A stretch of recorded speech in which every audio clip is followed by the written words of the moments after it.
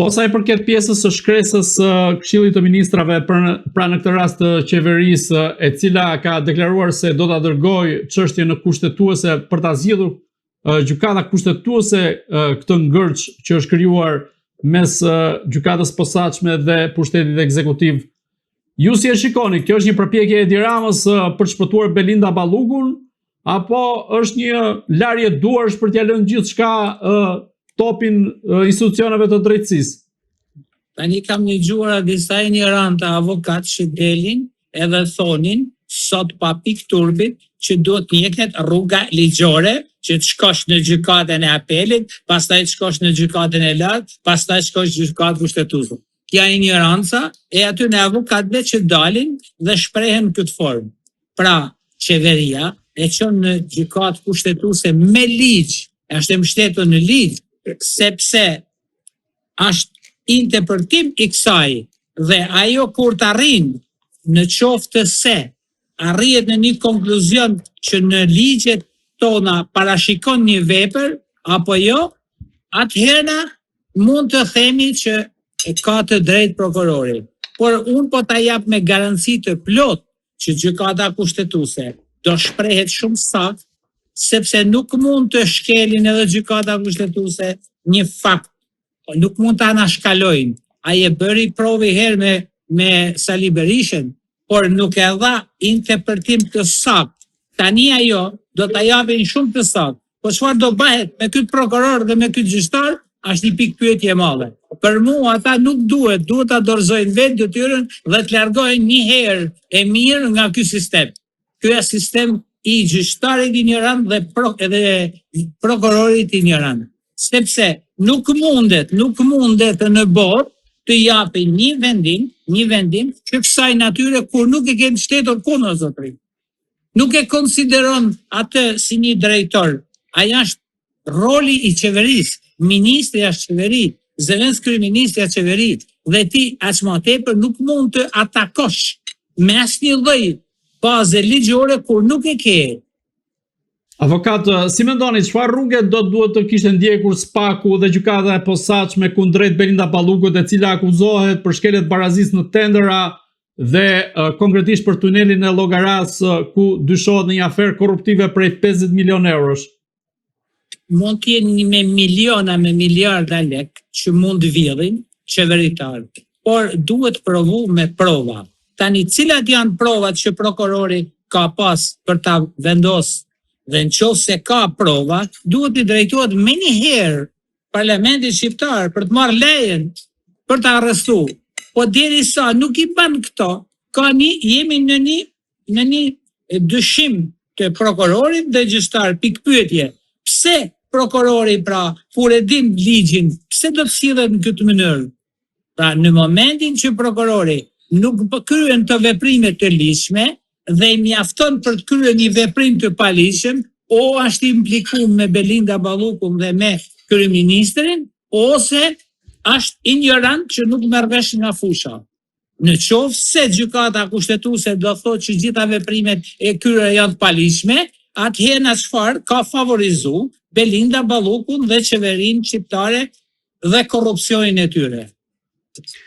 Në këtë rast kush është përgjegjës direkt? Është kryeministri Edi Rama, i cili ka firmosur edhe si kryeministër në rastin e Këshillit Kombëtar të Territorit për tunelin e Llogaras, apo është Belinda Balluku e cila ka firmosur vendimet e Këshillit të Ministrave në mungesë të Edi Ramës? Vendimet kolegjale janë vendime kolegjale dhe nuk ka të drejtë askërkush t'i prek ato. Edhe gabimi që kishte me ish kryeministrin Sali Berisha janë vendime kolegjale dhe kolegjaliteti nuk mund të atakohet nga një prokuror ose nga një gjyqtar. S'duhet me ngatru këto gjëra. Dhe turpi më i madh është që në qoftë se prokurori ka pas prova për ta arrestuar dhe nuk ka kryer këtë veprim, është edhe ai shpërdorim detyre. Pra je në mes të dy zjarreve, ose vepro ose mos vepro. Tani, pra automatikisht prokurori ka kërku dy masa.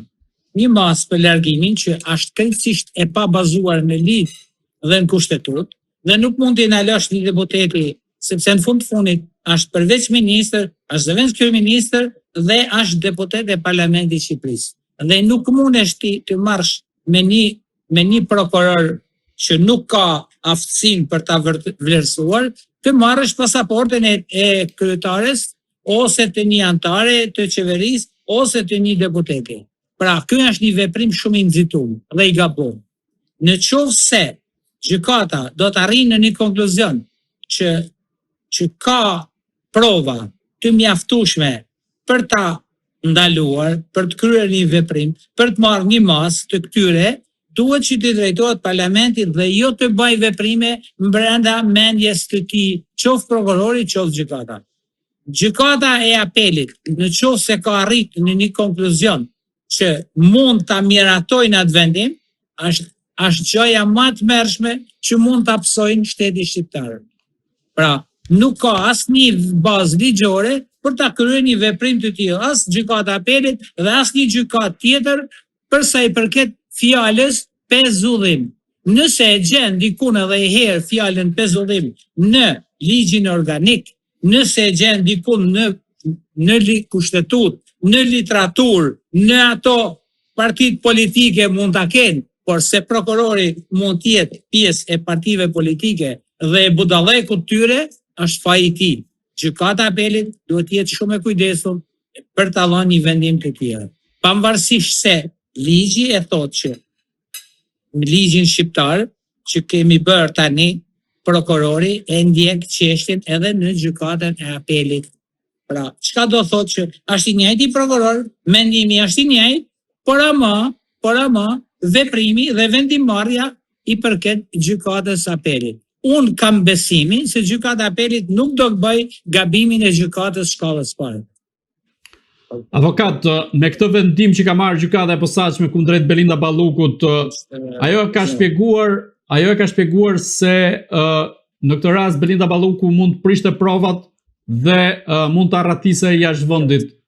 Në këto kushte ka qenë Belinda Balluku që mund të ndërmerrte akte të tilla dhe ju si e mendoni? Është marrë e pandehur, nuk ka se ajo do fsheh prova, marrë e pandehur. Pra, do thotë që provat ai i ka kopsit prokurorin. Nuk do thotë që unë po të maj ty t'jap një masë që me të pezullu, sepse kam dyshimet për me të marrë pandehur. Po e ka marrë pandehur atë. Dhe gjitha këto veprime që ka prokuroria, pra e ka kriju bindjen në atë vetën që jemi para këtij fakti. Se ti e ke marrë pandehur. Derisa ke marrë pandehur, atëherë bani edhe një kërkesë parlamentit dhe kërkon me një herë arrestimin e saj. Pse nuk e kërkon?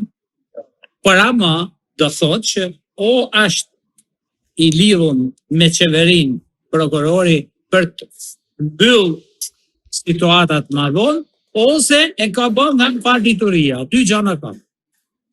Avokat, dhe pyetje fundit, si e parashikoni fatin e Belinda Ballukut dhe ndërkohë Spaku, ajo është afruar Edi Ramës në këtë rast sa i përket goditjes ndaj Belinda Ballukut dhe më pas mund ta ketë ai fatin e saj. Sipas kësaj, pra, bëhet fjalë që tentativat arrin tek qeveria, dhe qeveria normal që është kryeministri Rama. Por, a mund të realizoj një gjë të tillë, sepse është shumë e vështirë, sepse ai është qeveri e zgjedhur nga populli dhe nëse don, pra, në kuptimin e fjalës, edhe po të bien Edi Rama, edhe po të bien Belinda Balluku, edhe po të bien gjithë Partia Socialiste, në këto momente prokurori nuk mund të bëjnë zgjedhje për të vendosur këtë don ai në krye qeverisë. Zoti Pietra, unë ju falenderoj që ishit në Agora News. Faleminderit juve. Të dashur shikues, bashkë do shihemi në intervista të tjera, por mos harroni të bëni subscribe në kanalin tonë në YouTube.